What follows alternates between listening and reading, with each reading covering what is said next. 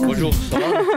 Très bien. Alors Michel, on part aujourd'hui pour une journée quand même très importante, puisque ce sont les gestes... Alors en fait, oui, il y a une nouvelle législation qui est sortie en France qui dit que dans toute entreprise ou association, il faut un pourcentage de gens formés dans une équipe. D'accord. Donc les communes, les mairies, les associations, tous qui vont travailler en public, il faut qu'il y ait au moins un minimum de gens formés au secourisme. Donc aujourd'hui, on va aller voir Yvan Vicente, notre ami, qui a un projet énorme sur Fontès, et comme c'est quand même sur 15 hectares, il a décidé de former lui aussi son équipe pour être, pour faire déjà de la sécurité au propre de sa propre équipe. Et donc je vais vous présenter Nathalie, qui sera là. Bonjour Nathalie. Nathalie, pompier volontaire, alors... Donc, instructeur militaire durant 11 ans, et puis ravi d'aider Michel dans cette aventure. Voilà. Très bien. Alors voilà, c'est chouette tout ça. Donc, en fait, l'association Le Recantou, on commence un petit peu à la connaître. On fait plein de belles petites choses. L'autre jour, on était sur les joutes à Agde à faire un dispositif préemptif de secours. Aujourd'hui, on va faire du secourisme. Donc, je me suis appuyé sur Nathalie, qui, elle, sort de l'armée, a une belle expérience. Donc, on a pris tout le matériel et puis on va passer ça en famille, tranquillement. Et on va essayer de faire un petit truc très sympa, sans se prendre la tête, mais au moins apprendre les gestes qui sortent. Merci beaucoup. Bonjour, allez, on Yvan. est pas. Bonjour Violette.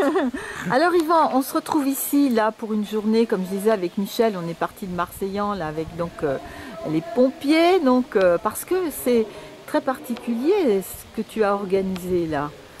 Oui, c'est vrai, notre association a organisé aujourd'hui un stage pour les gestes qui sauvent, parce que nous faisons beaucoup de choses. Nous sommes une association qui connaissons beaucoup d'autres associations et notre spécialité en fait c'est de créer beaucoup d'événements. Et aujourd'hui donc il était important pour nous de créer cet événement, les gestes qui sauvent. Donc il y a quelques personnes ici, des plus jeunes on va dire aux adultes, parce que c'est important. Hein. Donc normalement nous aurions dû le faire à Fontès puisque nous avons la place, mais comme nous n'avons pas de salle et que la mairie de Fontès, la salle des fêtes était prise, nous avons demandé aux mairies d'à côté, et puis à Dissan, la mairie d'Adissan a répondu favorablement en nous disant écoutez, on sait que c'est important, donc on va vous trouver une salle.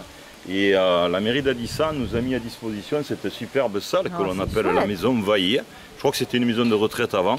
Et pour nous, c'est l'idéal parce que pour former ces jeunes et puis ces adultes aussi aux gestes qui sauvent, c'est vraiment important puisque ça peut nous arriver à n'importe qui. D'accord. Donc voilà, hein, une journée qui démarre. très très sympathique qui démarre.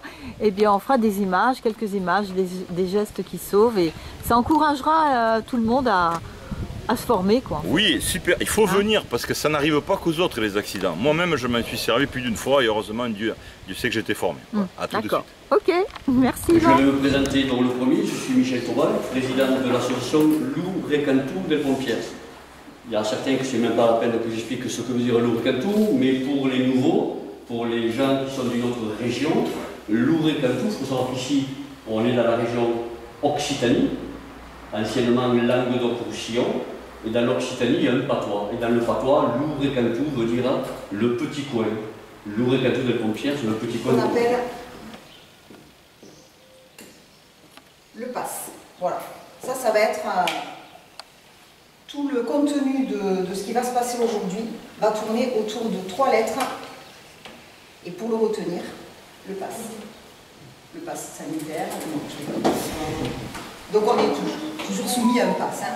Alors, à votre avis, qu'est-ce que, dans le cadre des gestes qui sauvent, que peuvent dire ces 3 lettres? P, A, S. Super. Protéger, alerter, sécuriser. Protéger, alerter, il en a 2 sur 3. Secourir, ouais. Voilà. Donc, on va apprendre à protéger, à alerter et à secourir. Il faut protéger. Il n'y a pas de suraccident déjà. Par rapport au suraccident. Allez, on va faire un cas concret. Je dis.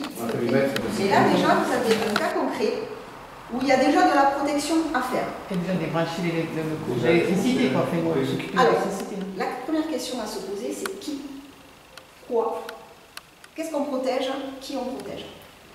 Le premier truc à protéger, est-ce que la personne, il faut la protéger? Ah non, la victime, mais du coup, il faut s'occuper de l'électricité, non? Mais il ne faut pas se mettre en danger. Hein? Alors, c'est pas la victime qu'on va protéger en premier. C'est soi-même. Sinon, c'est irréversible.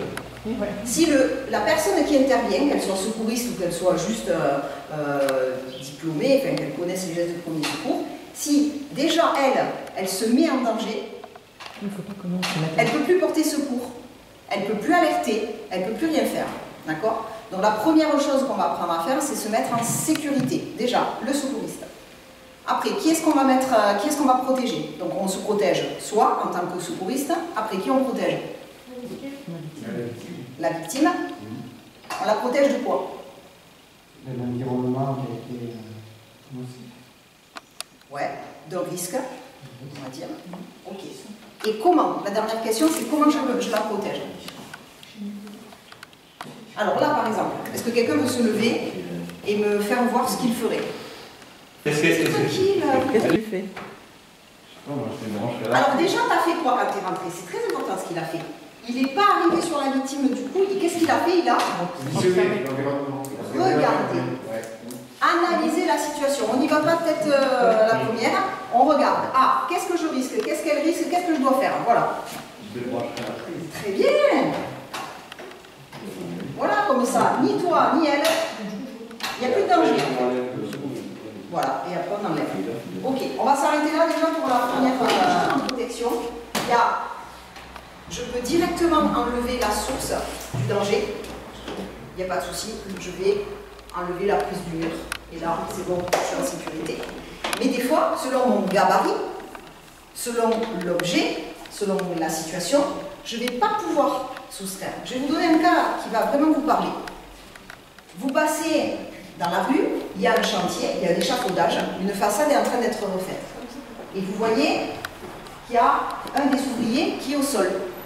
Aïe, aïe, il crie. Et vous voyez que l'échafaudage, il est branlant.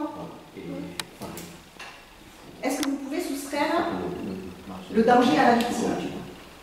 On se met quand même en danger. Voilà. Donc vous voyez qu'il y a des fois, on va pouvoir soustraire le danger à la victime, et des fois, il va falloir soustraire la victime au danger. Est-ce que vous avez déjà entendu parler des dégagements d'urgence? Okay. Donc avant, on voyait des techniques particulières. Maintenant, on dit aux gens, faites appel à votre bon sens, et surtout à votre morphologie. Okay. Et une personne s'est tordue la cheville, elle ne peut plus marcher. Et vous ne pouvez pas... il faut la dégager rapidement, d'accord? La mettre sur le trottoir ou la dégager sur le bas-côté. Donc une personne se met au sol et vous allez trouver tout seul les méthodes pour enlever, pour dégager une personne. Oui? Ouais. Alors il s'est tordu la cheville. Déjà, PLS, non. Non, il s'est tordu la cheville et il est sur une route où il y a quand même du monde qui arrive. Il n'y a pas la couverture avec. Non, il n'y a pas la couverture. Parce que sinon... C'est bien ce qu'elle vient de dire. Et oui. Sur la route, bon, c'est du bitume. Et la route, elle est là ou là? On va le faire partir par là-bas. La route, elle est là. Ouais, il est sur la route. Et là, il y a des voitures qui vont arriver. Me démontrez pas. On est dessus. Attends, mais si la route est là-bas, il faut le tirer. Non, mais peu importe, c'est dégagement d'urgence. Ah, mais d'urgence, c'est voilà. Et hop. Ça va, il n'y a pas de l'eau? Ça va. On l'a évacué, c'est bon là. Il est en danger. Ok. Oui, c'est vrai. C'est ça, ouais. Et comme ça aussi, ouais. Voilà. Très bien. Je vais vous expliquer pourquoi. Je vais rendre mieux. Ça tient ça? Oui. Ouais. J'espère. Ouais. Alors, admettons, j'ai envie de le faire, mais ça arrive. Allez-y. Non, parce que c'est vraiment ça. Si Laurent il est prêt pour la... Si c'était Admettons qu'on doit repasser cette porte. Ça dépend, Vous allez comprendre. Là, il y a eu un gros orage et que vous voyez que ça se fissure. Le toit, il est à moitié tombé et cette personne, elle est là et elle ne vous répond pas. Donc il faut la sortir parce que là, le toit, vous n'allez pas pouvoir maîtriser. Il a fait un geste, il a mis ses mains comme ça. D'accord. Pour vous, est-ce que c'est indispensable? Est-ce que c'est une perte de temps? Est-ce qu'il a bien fait? Qu'est-ce que vous en pensez? Aucune idée. Mais si, c'est pour pas que les membres, en fait, pour bien qu'ils soient alignés avec le passage de... Pour éviter qu'ils se cognent quand ils passent, par exemple, une porte ou comme ça. Ok. Ça paraît logique. Les filles, alors. Est-ce que ça vous paraît indispensable? Moi, je suis là, parce que je suis passer la porte, si les mains et les mains, ça va être compliqué. Alors, il faut savoir qu'une personne qui est inconsciente, on va le revoir après, elle a ce qu'on appelle une perte de tonus musculaire. Quelqu'un qui est inconscient, il est mou, pour parler vrai. D'accord? Il n'a pas de tonicité. Donc, vous allez lui mettre les bras, vous allez commencer à faire le dégagement d'urgence, et vous allez voir que les bras vont tomber. Donc, vous faites comme vous voulez, c'est plus une perte de temps. Le temps que vous allez prendre à mettre ses bras comme ça, ou comme ça, vous ne vous protégez pas, vous perdez du temps. Donc, on prend la victime, on la sort, et qu'est-ce qu'ils vont faire les bras naturellement, sans la couverture? Et ça passe. Et ça passe. S'il est dans l'autre sens, vous allez me dire, ben, pas de souci, puisque c'est les bras, vous avez vu comment on l'a fait, on va tous pratiquer, c'est les bras que vous levez, et vous allez venir tirer la personne. Donc là, il n'y a pas de problème de bras et de jambes. Si vraiment il le fait exprès, il met le pied comme ça, et du coup, ça passe plus là. Ok? Donc, dans cette position-là, si je dois passer la porte, on ne va pas le faire, parce que c'est ça le dehors, mais s'il a les bras par terre, le temps que j'arrive à la porte, les bras, naturellement, ils vont remonter. Allez, vas-y, vas-y, allonge. Elle vous fait dans un sens et après vous faites dans l'autre. Aïe, aïe, aïe, c'est blessé. Voilà, juste sur une petite distance. Patience. Sachez qu'on peut aussi faire pivoter, alors pas en angle droit, la victime. Mais là, il n'y a rien qui embûche, donc mettons, elle a les pieds ici, ben, je vais prendre large, voilà, et je vais la faire pivoter. On a le droit. Maintenant, il y a des escaliers après. Oui, je crois bien. Voilà. Ouais, c'est un petit peu. Non, non, c'est un truc. On va reprendre tout à l'heure, quand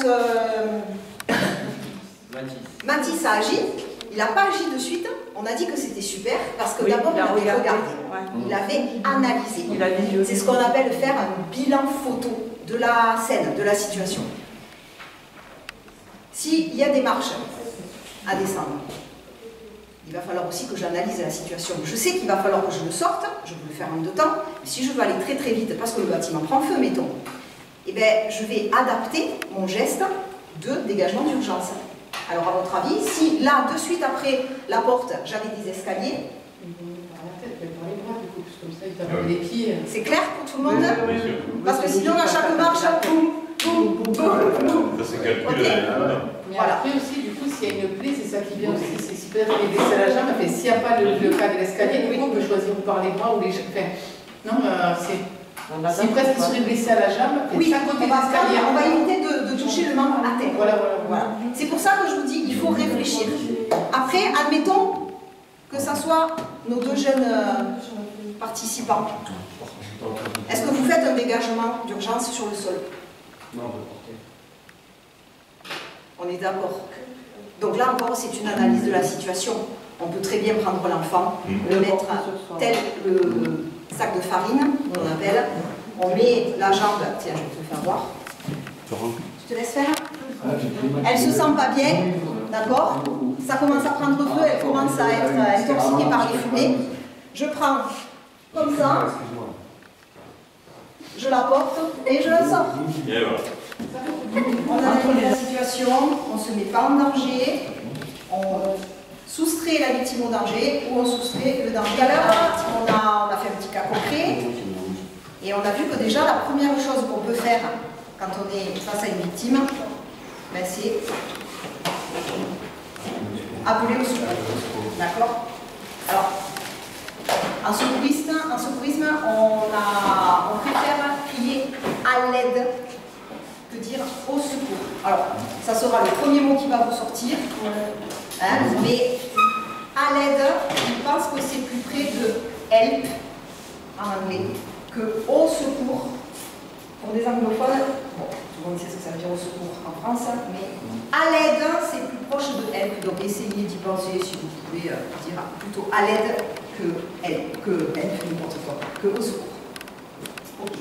Alors là, on appelle à l'aide, on évite au secours, on dit plutôt à l'aide.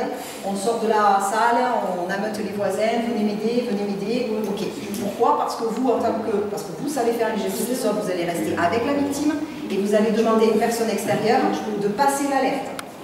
Le cas échéant, hein, on n'appelle pas tout le temps quelqu'un, hein, si c'est juste une plaie au mur, on n'appelle pas les secours. Hein.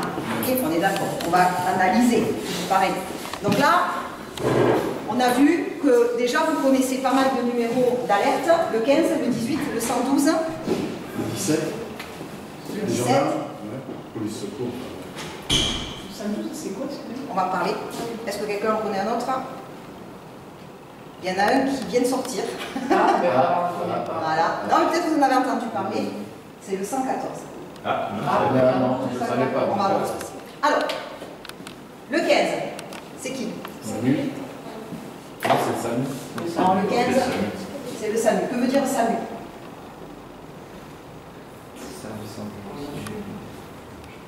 Service d'aide médicalisée urgente.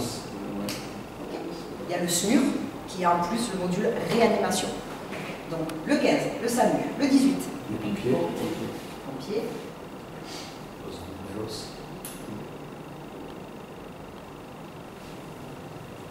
Alors on laisse cela. Le 17. La police. Alors, police ou gendarmerie. Si vous habitez en ville, vous tombez sur la police. Si vous habitez à la campagne, vous tombez sur la gendarmerie. Donc police, gendarmerie.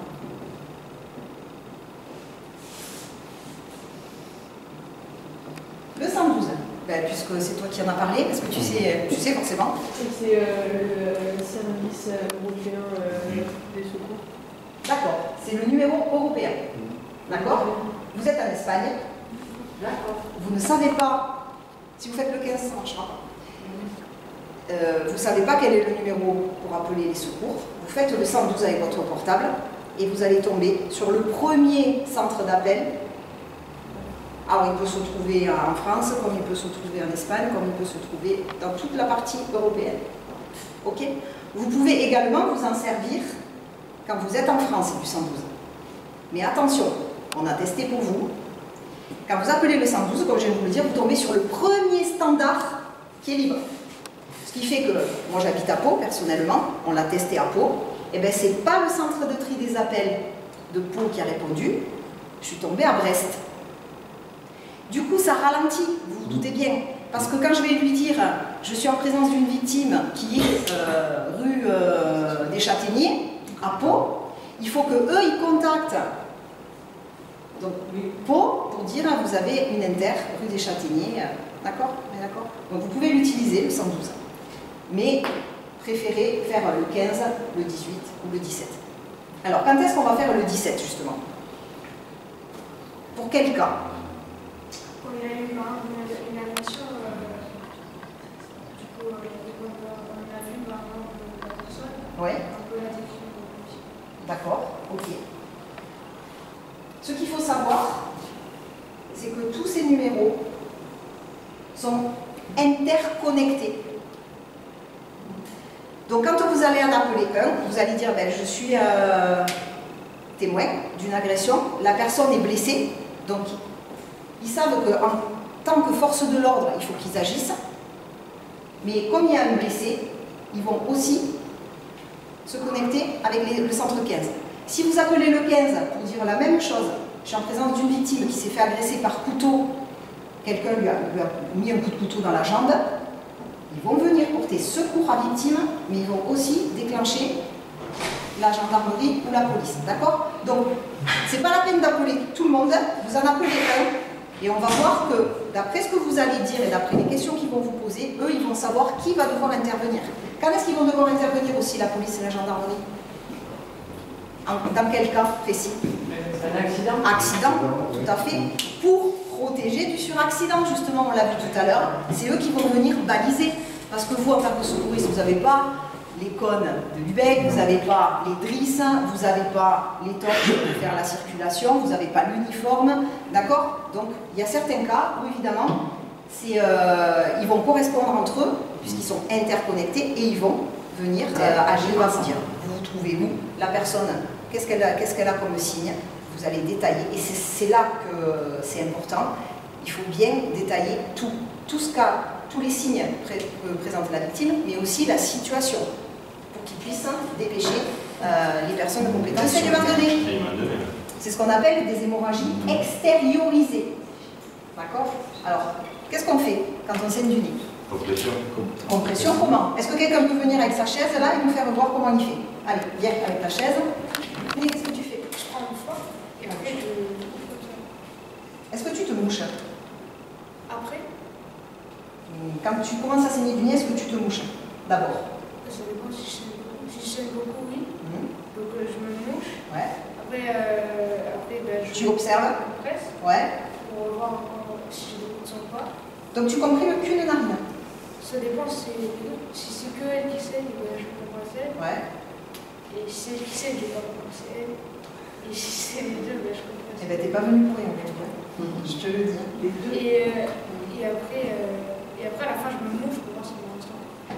Donc vous, en tant que sauveteur, voilà, votre enfant saigne, des fois un coup de soleil, hop, ça saigne. Un petit choc à la tête ou n'importe, une contrariété, on saigne. On a les vaisseaux capillaires qu'on appelle qui sont très fragiles. Donc, on assoit la victime, on ne va pas l'allonger, on ne va pas la traumatiser encore plus. On lui dit assieds-toi petit, assieds-toi, tranquille, allez. Tu lui donnes un mouchoir, il souffle à fond, il souffle, il dégage déjà les petits cailloux. D'accord? Et après, il appuie sur ses deux narines. Allez, la tête en avant, voilà. On comprime les deux narines et du coup tu respires par où? Par les oreilles? Mais là, on parle de la bouche. C'est bien. Ok? On ne prend pas le risque qu'il y en ait une hémorragie qui se déclenche en tout. On comprime. Avec la pulpe des doigts, vous comprimez. Voilà, toute la narine si possible, ou comme ça, on comprime. D'accord? Ce qui fait que ça va créer, alors soit voilà, vous le retenez, vous ne le retenez pas. Vous avez ce qu'on appelle le clou plaquettaire, c'est-à-dire dans votre corps, vous avez des plaquettes dans votre sang. Et quand vous allez comprimer, c'est ce phénomène qui va se créer, c'est que vous allez aider le sang à coaguler. Voilà. Et du coup, ça va arrêter le saignement, comme si vous aviez créé un petit mur. Vous avez fait du ciment et vous avez créé un petit mur. Et du coup, ça ne saigne plus. Ok? Dans la prochaine fois que tu saignes, un mouchoir, tu évacues, tu comprimes les deux. Tu respires par la bouche et on dit qu'il faut rester à peu près 10 minutes, vraiment pour être sûr, quand c'est un gros saignement.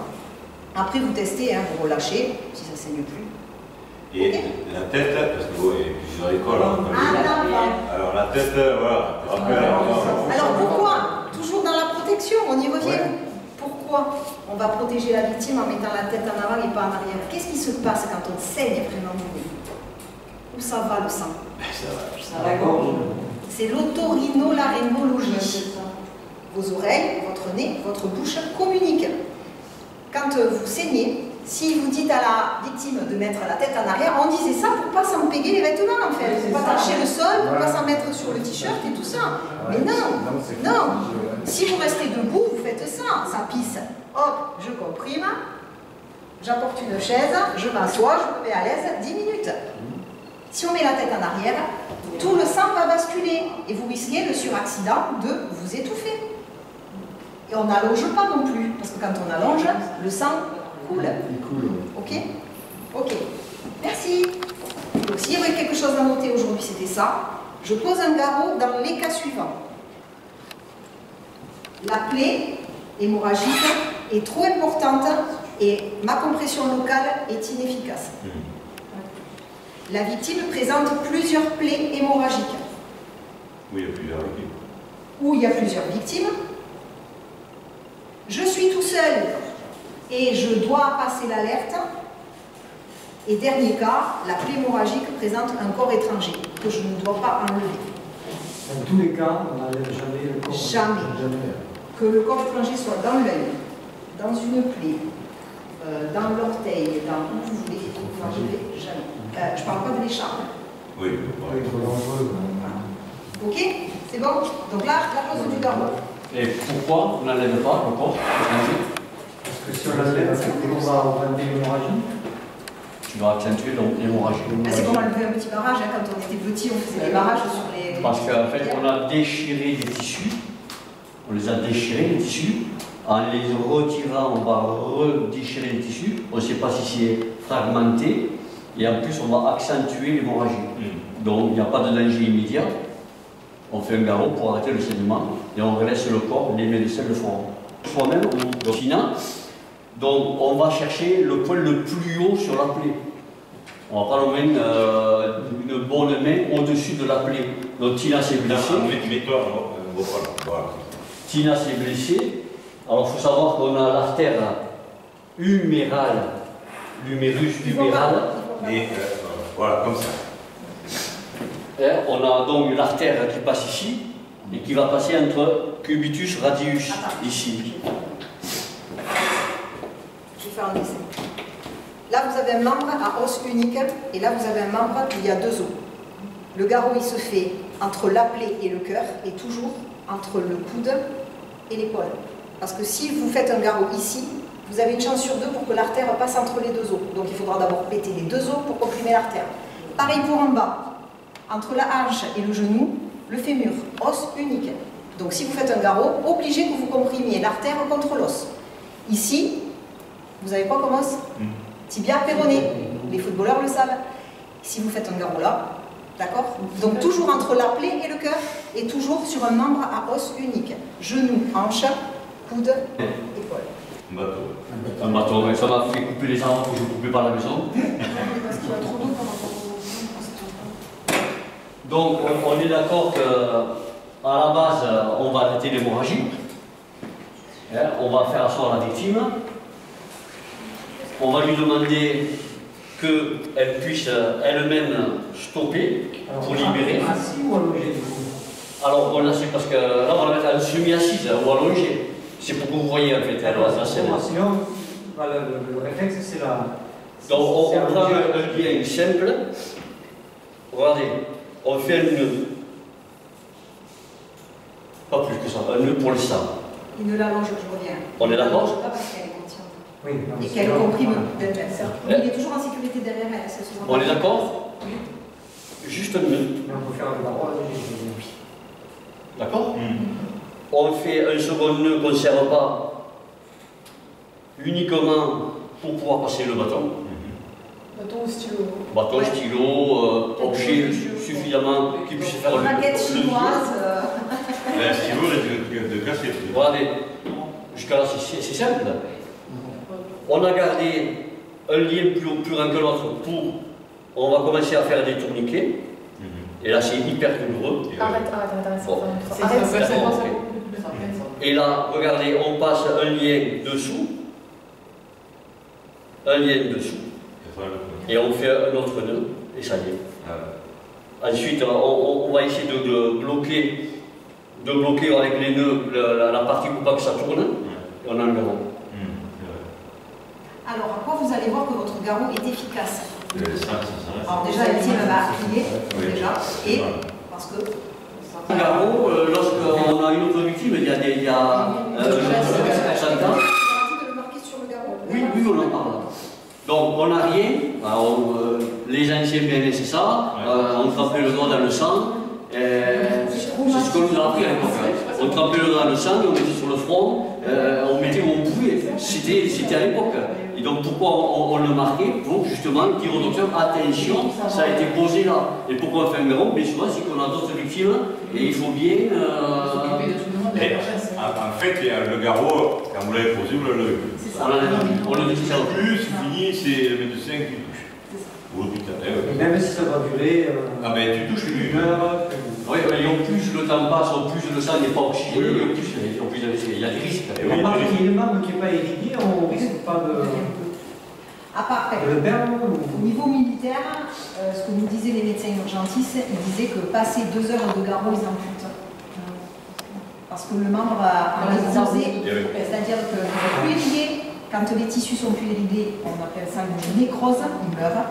Et du coup, après, c'est plus récupérable. Donc la main, elle devient d'abord bleue, et puis après, elle devient noire, et c'est foutu. On a passé 2 heures, et en plus, il y a d'autres... C'est pour ça que je ne réponds pas à la question au bout de combien de temps le garrot, garder le garrot, ça dépend vraiment. Ça dépend de la température extérieure, ça dépend de la condition physique et du jour de la personne. Si elle est hydratée, si elle est déshydratée, si elle a mangé, si elle est sportive, la masse musculaire, la masse graisseuse, la masse adipeuse du membre. Ça dépend de tellement de choses, mais en gros, on va dire que ouais, passer 2 heures, en général, le membre est plus stable. C'est électrisé, j'ai enlevé la source du danger. Julie, si tu m'entends, serre-moi la main, ouvre les yeux. Julie, réponds-moi. Ouvre la bouche.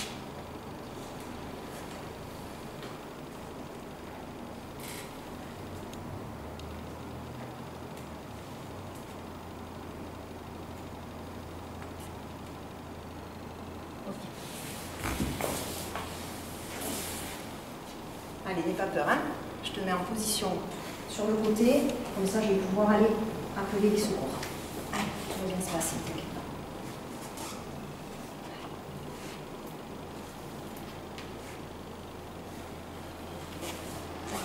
Tu restes avec moi, Julie?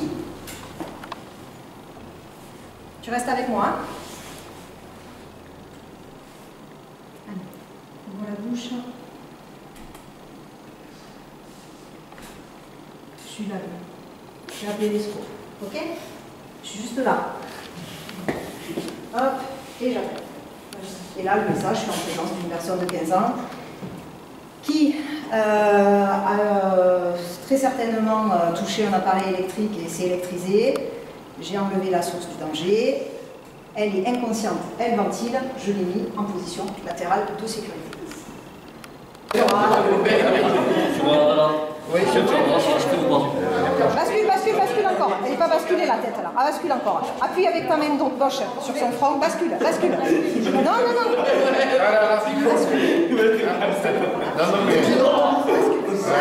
Je vous ai pas, je sais pas. Ah si, bascule. Je sais qu'elle m'a traité là.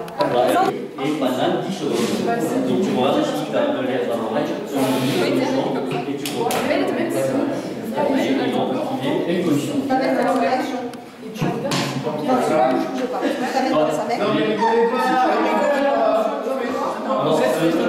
Il est inconscient. Parce que s'il est inconscient qui respire pas, appuie sur son genou, va à l'extérieur, appuie. Allez, recule un peu, bascule. Encore. S'il ne respire pas, tu as détecté qu'en fait il respire. S'il ne respire pas, on ne peut pas aller.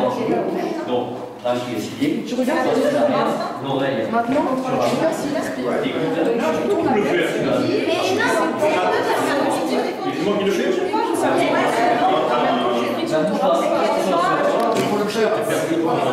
Mais tu passes parce que tu bascules un peu plus, tu regardes s'il n'y a pas de dentier, ou quoi que ce soit. Oui, il y a pas de souci. Déjà, on bascule. On regarde vite fait. Allez, maintenant, laisse ta main sur son. Attention, ça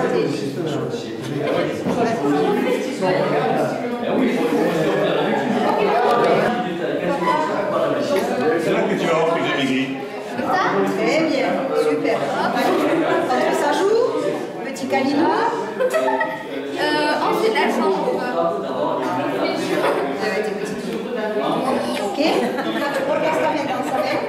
Allez, t'arrives. Et là, tu mets ta main et tu tires. Hop, allez. Voilà. Ouais, bravo. Ben oui. Attends, ouais.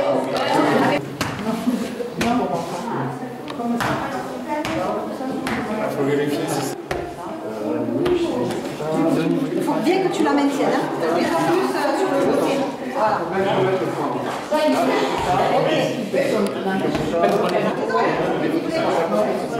Quand on fait un biche, on ceinture, mais on n'écrase pas. Ouais, c'est bien que tu laisses de l'espace, parce que si tu le quiches, il n'est pas... Il ne faut pas non plus qu'il fractionne quand on est d'accord. Serre ta main.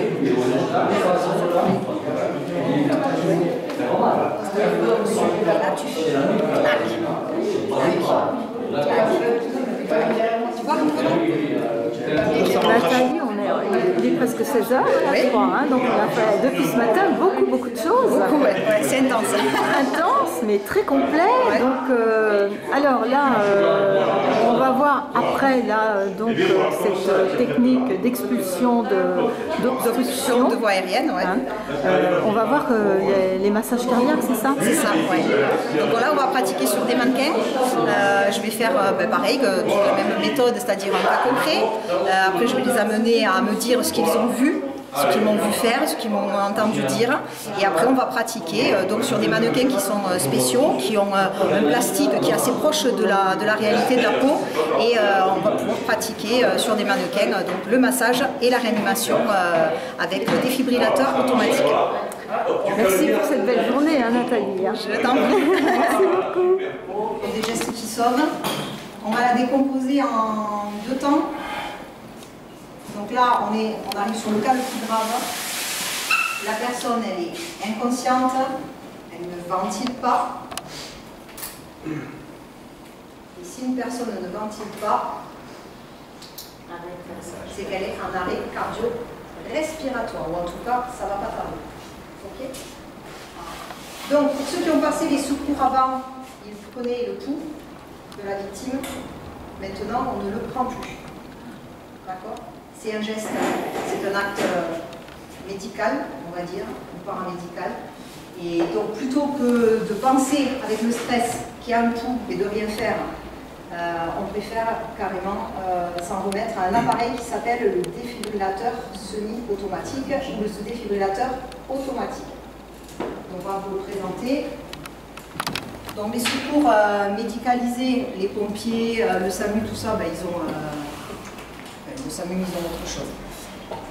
Les pompiers ont ça dans une petite sacoche, d'accord? Et depuis quelques années maintenant, on trouve ça près des stades de foot, à côté de la mairie, dans les salles de fête et dans les supermarchés. Est-ce que vous avez déjà vu ça? Oui, et dans les entreprises. Dans les entreprises et dans les véhicules, des fois de police, de gendarmerie, ils en ont un. Donc c'est un appareil qui est localisable parce qu'on vous le dit. On vous dit, dans ce véhicule de pompiers, dans ce véhicule de gendarmerie, il y a un DAE. Dans le village, il est assez, on vous dit où il se trouve. Donc il se trouve accroché au mur, dans un boîtier. Et quand on veut s'en servir, on ouvre le boîtier, on décroche l'appareil et automatiquement ça géolocalise l'appareil et ça appelle les secours. D'accord? Si vous voulez le voler, sachez qu'on vous retrouvera. Voilà.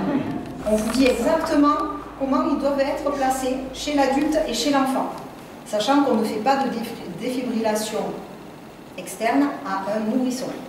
Ça serait le nombre de joules délivrés serait trop important et ferait plus de dégâts que de partir de main.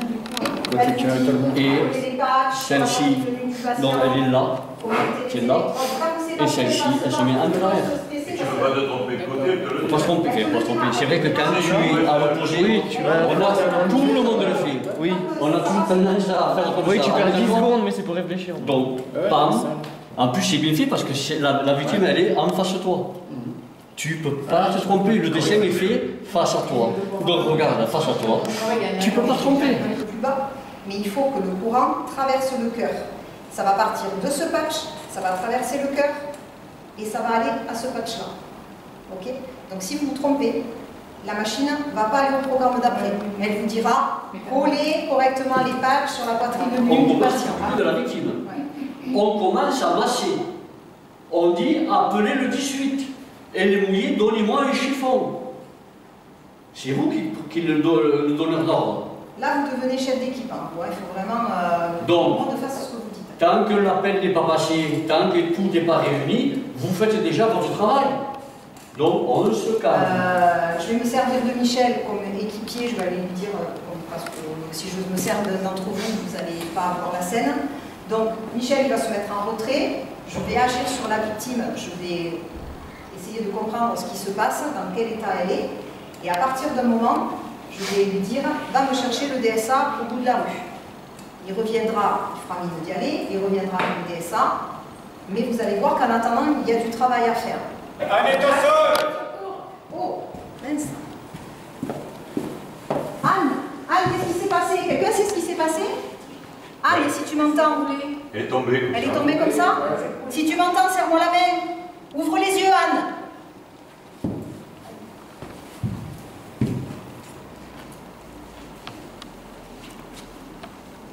Anne, tu m'entends? Je suis là, ne t'inquiète pas. Hein?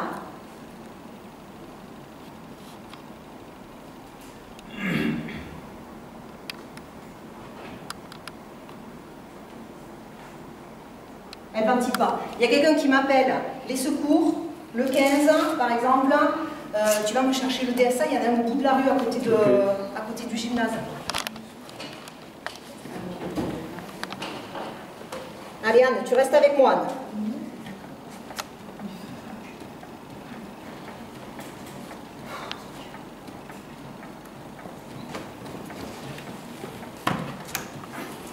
J'allume. Connecter les électrons. Connecter les électrons. Anne, tu m'entends? Anne, réveille-toi. T'inquiète pas, on est avec toi, Anne.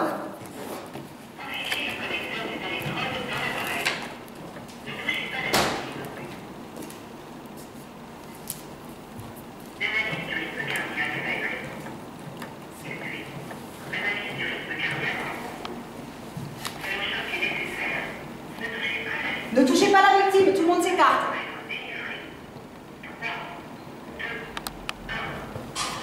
Je choque.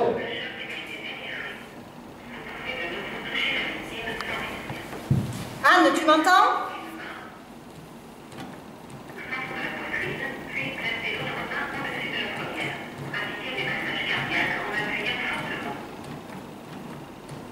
Toutes les 2 minutes, une analyse.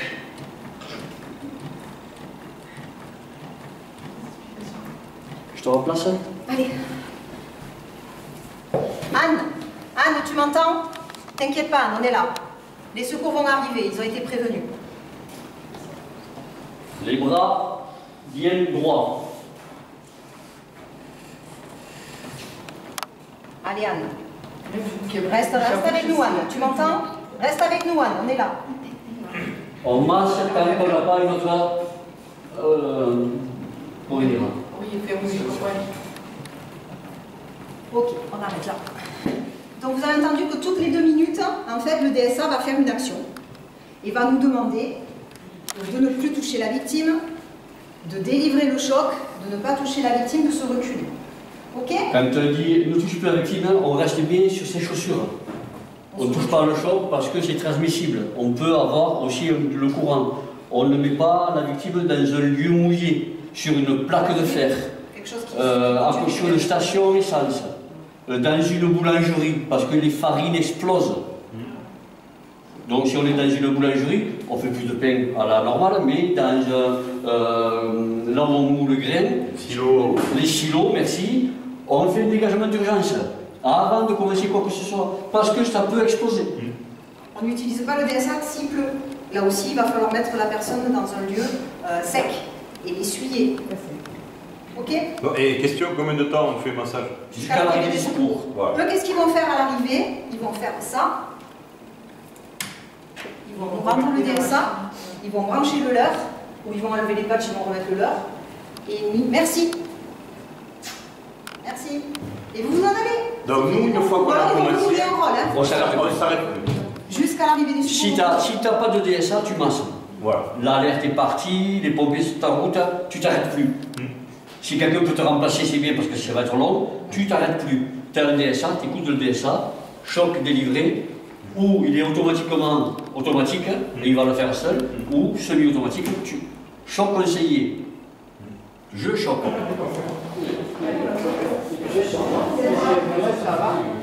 Regarde, il va tout péter tout les quoi. Ah, t'exagères, on va lui perforer les poumons. Mais après, c'est jusqu'à là.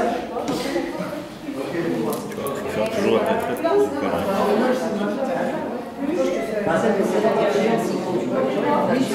Et 1, et 2, et 3, et 4, et 5, et 6, et 7, et 8, et 9, et 10, et 1, et 2, et 3, et 4. 20 minutes, j'ai tenu comme ça. Mais là, tu t'arrêtes pas. Eh ouais, je l'ai ramené quand même. Alors, si quelqu'un peut te remplacer, c'est pas mal. Oui, mais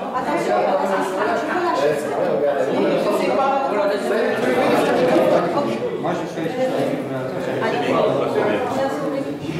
Appuyez plus fort. Alors, moins 5 années. 1, 2, on a lu dedans. Il y a ça. On enlève les patchs. Il y a la clé ici. On raccorde. Ça, il va vous le dire. Raccordez les patchs.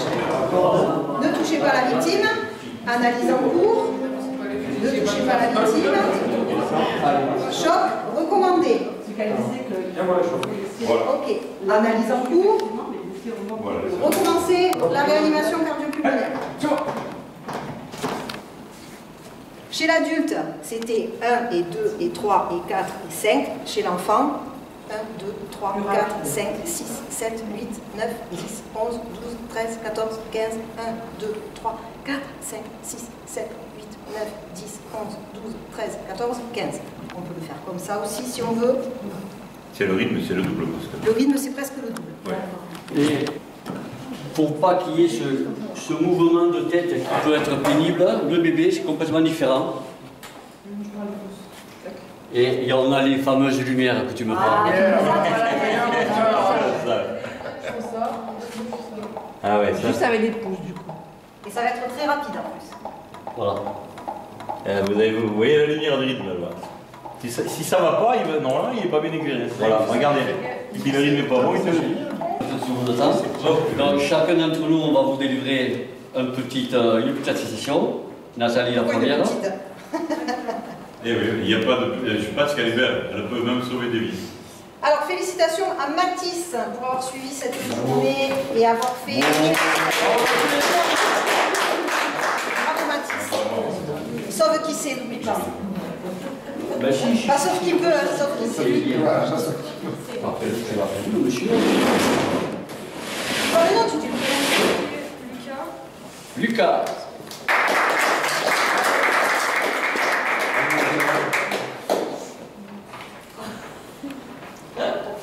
Prénom? Ah oui, attends. Ok, c'est voulu. C'est voulu. Tac, tac, tac, tac, tac. Ah, c'est voulu. Yvan. Ouais, c'est voulu.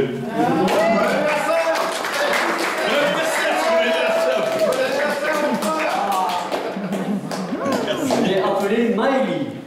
Ah oui.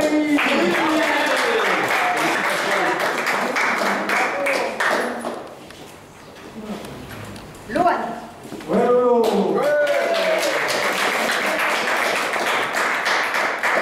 En espérant que ce soit le premier d'une longue série. Ça va s'arrêter, ça va s'arrêter. Brigitte. Allez.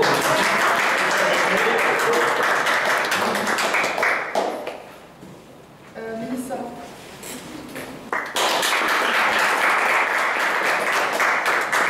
Je vais appeler Sabrina. Sabrina.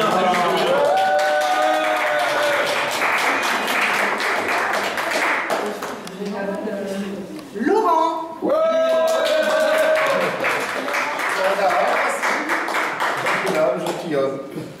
Bruno. Bruno.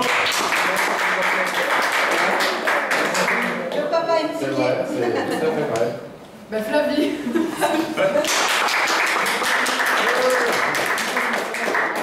Et je vais appeler un dernier, forcément, et une personne qui nous aide, qui nous est chère dans notre cœur, Violette.